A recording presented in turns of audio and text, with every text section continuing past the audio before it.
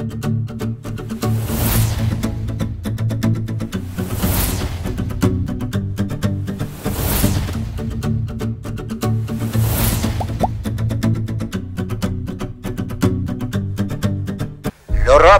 doit comprendre la nécessité d'aider l'Afrique. Il va de la survie de l'Europe. Je continue à me battre pour faire comprendre à nos partenaires européens que la lutte finale, si la lutte doit être finale, ce ne serait pas avec des fusées. Ce serait sur le plan essentiellement économique. Et l'Europe n'a pas de matières premières. Les Américains en ont, mais pas en quantité suffisante pour en céder à leurs frères et leurs alliés européens. L'Asie, la question n'intéresse pas, je ne vais pas rentrer dans certains secrets, dans certaines confidences. Mais l'Asie, même si elle avait des matières premières, la population est telle qu'elle ne pourrait pas, l'Asie ne pourrait pas couvrir ses propres besoins. L'Amérique latine, vous savez la situation qui prévaut depuis des siècles dans cette partie de l'Amérique. Victime aussi de l'exploitation de mêmes groupes économiques financiers puissants ne peuvent venir au secours de l'Europe sur le plan des matières premières. Il n'y a que nous, l'Afrique. L'Afrique n'est pas suffisamment prospectée. Mais on peut admettre sans crainte de moindre démenti que nous sommes les premiers pour le faire, les premiers pour les bauxites. Quand on pense qu'en Guinée, il y a des siècles de réserves de bauxite,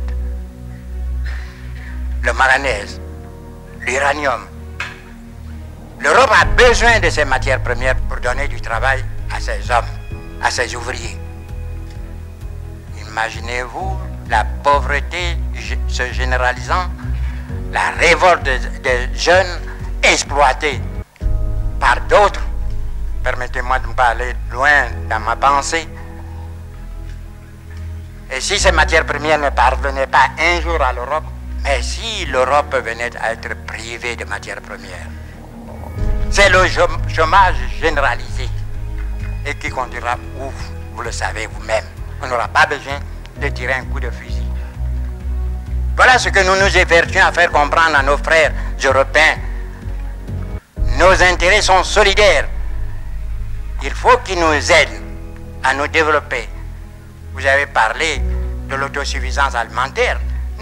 Nous en sommes conscients. Vous croyez que c'est de gaieté de cœur que nos frères tendent la main chaque année pour une aide alimentaire?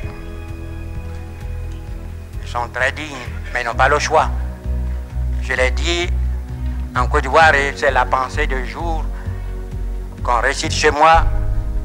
L'homme qui a faim n'est pas libre. Et c'est vrai. Nous avons quitté la dépendance coloniale. Mais après 20 ans, nous pouvons faire le point. Pour l'essentiel de notre existence. Pour la nourriture, pour beaucoup. Pour nos soins médicaux. Pour notre éducation. Bref, pour tout ce qui permet l'épanouissement de l'être humain, nous sommes obligés, il faut le reconnaître, de nous adresser à nos anciens colonisateurs. Vous ne croyez pas que nous soyons conscients de cette triste situation? Nous avons des hommes qui veulent travailler. Parce qu'il est nécessaire pour eux, pour leur existence, pour leur vie et même peut-être survie, de travailler. Nous ne sommes pas une sorte de mer morte qui reçoit l'eau du Jourdain sans rien laisser passer. Voyez-vous, nous parlons avec beaucoup d'images.